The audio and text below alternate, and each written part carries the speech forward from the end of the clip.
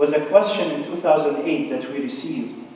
It coincided with the discovery of the fossil Lucy. Lucy is the common name of AL288-1, that's the name of the fossil, which is several hundred pieces of bone fossils representing 40% of a skeleton of a female of the hominin species, Australopithecus afarensis, discovered in Ethiopia in 1974, and dated to about 3.2 million years ago using the potassium-argon radiometric dating method. The fossil assembly and research was completed by 2007, from 1974 till 2007. 33 years of scientific work, including a 13-year suspension of the research due to the lack of dating technology.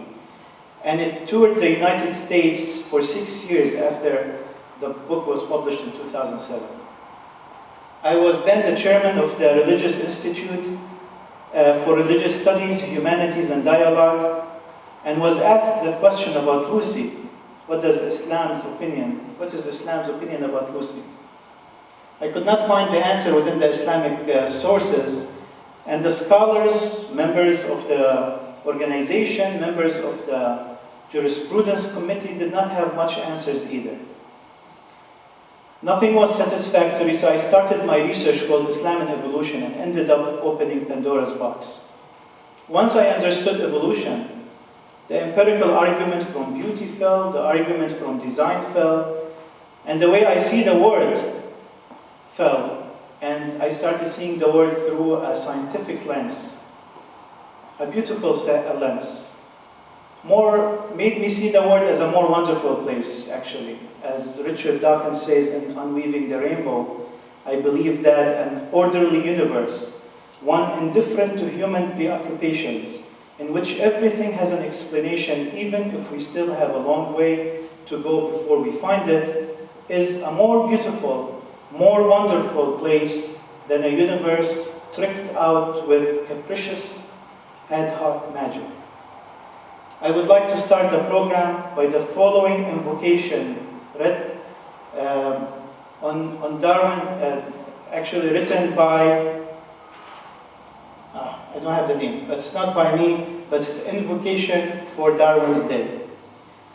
On Darwin's birthday, let us find ourselves inspired to stretch our minds with questions that test our limits. Let us champion the values of intellectual bravery, perpetual curiosity, and hunger for truth. Let us honor scientific thinkers like Darwin, not just in our laboratories, but in the practice of nurturing compassionate, egalitarian communities that value free inquiry. Let us work to grow our understanding of the interconnectedness of all life and expand our empathy and the reach of our compassion. And like Darwin himself, let us take daring risks for a freer, fairer, and more joyful world. Without further ado, I would like to present to you Dr. Richard to speak for 45 minutes, followed by a question and answer session. Dr. Richard, welcome to the podium.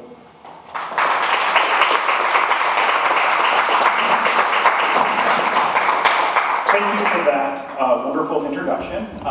Thank you for the invitation. I'm really pleased to be here to talk about Darwin, to share a little bit of my research with you. And I want to start tonight with a name that I'm reasonably certain that nobody other than me has ever heard of before. The Reverend Charles Darwin. In fact, Darwin, outside of a handful of historians of science, has mostly been sort of forgotten today. Although during his life in the 19th century, he was born 1795, he dies 1870. He was a very accomplished, very important sort of natural scientist. So he was, by the end of his life, a professor of botany and also rural economy at the University of Oxford. And as a matter of course, being an Oxford professor also means that you are a clergyman in the Church of England. So he is the Reverend Charles Darwin.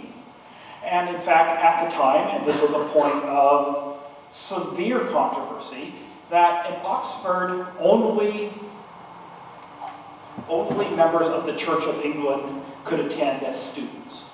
So it was very much an Anglican sort of university, and whether it should be opened up to other people of other denominations was incredibly sort of controversial. And I just bring that up to point out that Darwin was not the only point of controversy in the 19th century. The 19th century in Britain was sort of awash with a whole range of political and religious and cultural and social sort of conflicts. And so the Reverend Daubeny, as a scientist, was certainly going to be very interested in the work of Sir Charles Darwin. I want to bring up the presidential address that he delivered on June 28, 1865, to the Devonshire Association for the Advancement of Science, Literature, and Art. Just a bit of sort of chronology, that The Origin of Species, Darwin's landmark book, was published in November of 1859. So Daubeny's talk would have taken place about 5.5 years after the publication of The Origin of Species. Now, in the course of his talk, he starts out by noticing the incredible progress of science during his lifetime, noting that in all of human history, he had not seen such an expansion of the knowledge of the laws of nature, nor the increased power that humans had by applying those laws to practical ends. He then talks about a number of recent scientific discoveries, mostly in geology. And so I would imagine if you're going to be reading this on the page, you've probably figured maybe 10-15 minutes into it, he starts talking about Charles Darwin. Now remember, he's the Reverend Daubeny. And in fact, by the time he dies, he never accepts the theory of evolution. And so you might think that what he's going to do is he's going to wind up to make a very angry denunciation of Darwin's theory. That did not happen. Now, he made it clear that he has some scientific quibbles with Darwin, particularly in kind of gaps in the fossil record.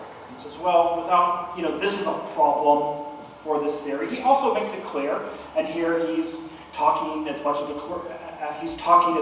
clergyman as he is as a scientist, to say that he is disturbed by any kind of theory that would posit that human rationality could be explained merely by material forces.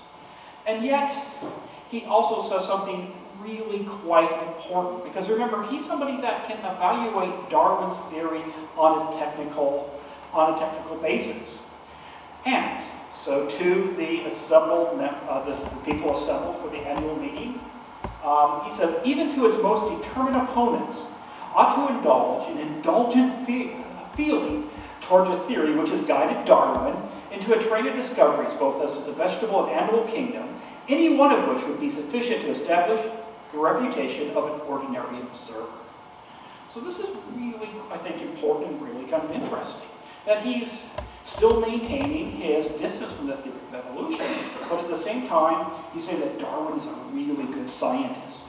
And even more than that, he said that Darwin, by carrying out his theorizing on the origin of species, this has allowed him to make a lot of discoveries. Now, Daubeny, I think, should be a big part of the Darwin story. This is a really important statement by somebody, though forgotten today, who had a very significant kind of perch in British science.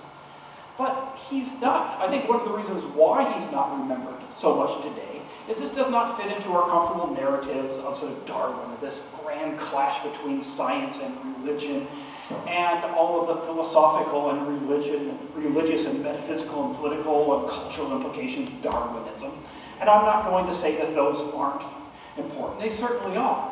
And they certainly were something that were central to the kind of the reception of Darwin's ideas right from the very beginning. Very early after the reception, a great statement by George Henry Lewis, so February 1861, so a little bit more than a year after the publication of The Origin.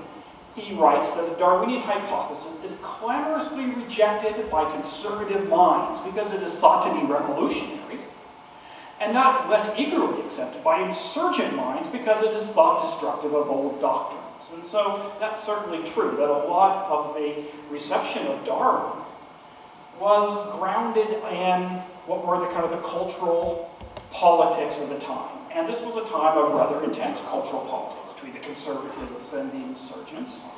It's also something, these religious issues that surround Darwin are something that's very much with us today, of course.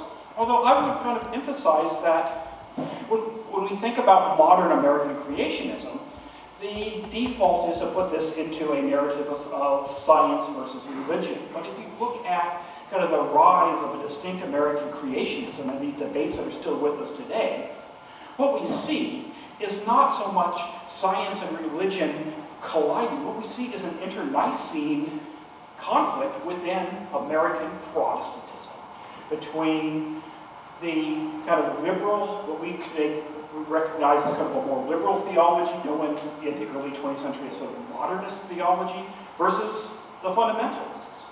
And so in my current research, I'm looking at kind of American biology in the first half of the 20th century, and kind of an interesting moment in these kind of debates. It takes place in New York City, 1922. Harry Emerson Fosdick, one of these very prominent, very popular modernist theologians, gives a sermon, "Shall the fundamentalists win?" So very much skeptical, as you would imagine, of a fundamentalist theology that he saw as inconsistent with kind of a true reading of the Bible.